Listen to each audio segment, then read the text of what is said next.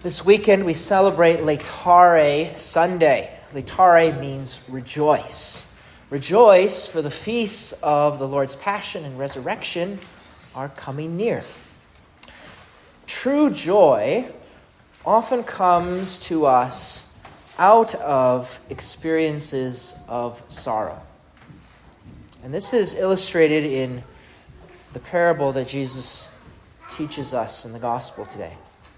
It's often called the parable of the prodigal son because the younger son acts prodigally, spending all the money and resources he has recklessly and wastefully.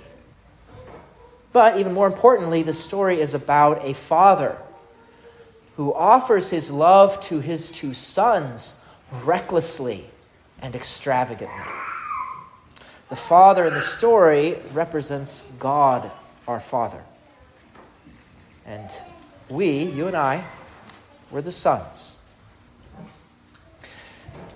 Earlier this past week on Thursday, the first reading at that Mass was from the prophet Jeremiah. And it contains the invitation that God often makes again and again throughout the Old Testament. I will be your God, and you will be my people. Right? This is a beautiful line, I find. I will be your father. You will be my son. You will be my daughter. Now, God has given himself to us as our Father. And somehow, the God of the universe considers you and I to be his beloved children. It's just amazing. And that's something for us to rejoice in. How can we even imagine that being the case? To be children of God. And so we are. Yet, in that same passage from Jeremiah earlier this week, we also feel the sorrow in the Father's heart at the response that we children often give to him. But they obeyed not, nor did they pay heed. They turned their backs, not their faces, to me. And that's exactly what the younger son does in today's gospel parable. He turns his back to his father. Father, give me the share of my inheritance that should come to me. He wants the inheritance. He wants the money, the possessions that he would eventually receive when his father dies. But he wants it now. He wants it his way. He's basically telling his father, I wish you were dead so that I can have what I want. And though his father is grieved, out of love, he gives his son this freedom. And so his son turns his back and leaves. And we are often this younger son. We who demand so much from God. Oftentimes not so that we can do his will, but so that we can do what we want. Rejecting what's offered to us, complaining when we don't get our personal conveniences. We might even do exactly what the son does and go off and we spend our time and energy on sinful and worldly pleasures. Like that son, we'll also find that none of it will make us happy. It will not satisfy. And we may even find ourselves eventually alone, wallowing in the filth of our own poor choices, living on husks that not even the pigs would consume.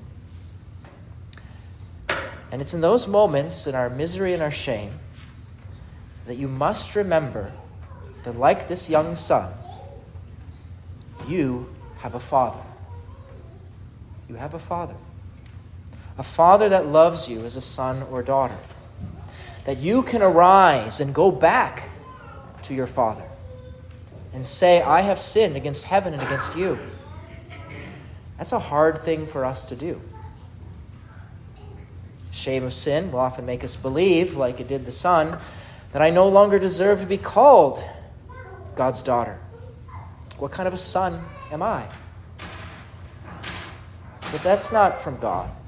It's from the enemy. Instead, notice in the parable that while that son was still a long way off, the father sees him. Day after the day, the father has been waiting and watching for his son to return. God's concern for his children, for us, never wavers. And even though we may turn our backs to him, he never turns his to us. The Father ran out to meet his Son, embraced and kissed him. Quickly bring the finest robe, slaughter the fattened calf for the feast. And so, same way for us. While we are still afar off, the Father is drawing us back so he can clothe us through the sacrament of reconciliation and nourish us with the feast of the Eucharist.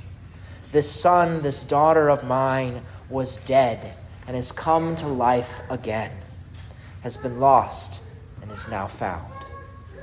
And that's the joy of our Father in heaven, the joy to welcome us back to him.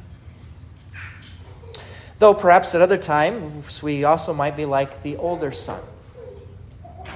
The older son doesn't dishonor his father. He doesn't go off on his own. He's not a sinner like his brother.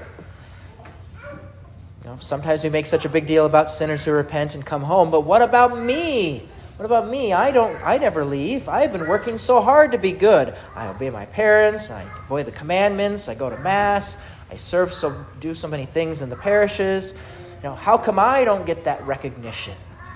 All these years I served you, and not once did I disobey your orders, yet you never even gave me a young goat to feast on with my friends. That's the way we feel in our heart. The Father also looks on us with great love, upon we older sons.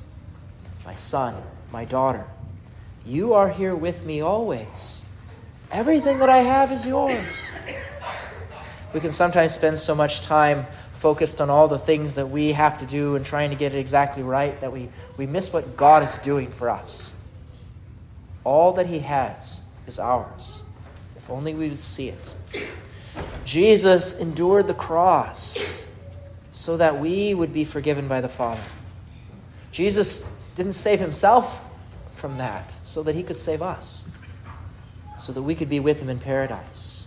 God proves his love for us that while we were still sinners, Christ died for us. Do you not see, my child? Everything that I have is yours. And therefore we must rejoice, for we sons and daughters of the Father have come to life again. So this Laetare Sunday, Sunday of joy, this parable of the prodigal son, is just as much about the Father's joy in us. That God rejoices in us when we turn back to him. Proverbs say the son of a just person will exalt greatly. Whoever begets a wise son rejoices in him. And Isaiah, as a bridegroom rejoices in his bride, so shall your God rejoice in you. As a spiritual father, I also get to rejoice when I see so many of you keeping the Lord's ways. All of us together, whether at times we're the older or the younger son, we unite all of our joys and struggles to Jesus at Mass. We offer ourselves to the Father, rejoicing that he has brought us to life again. Brought us to life, his beloved.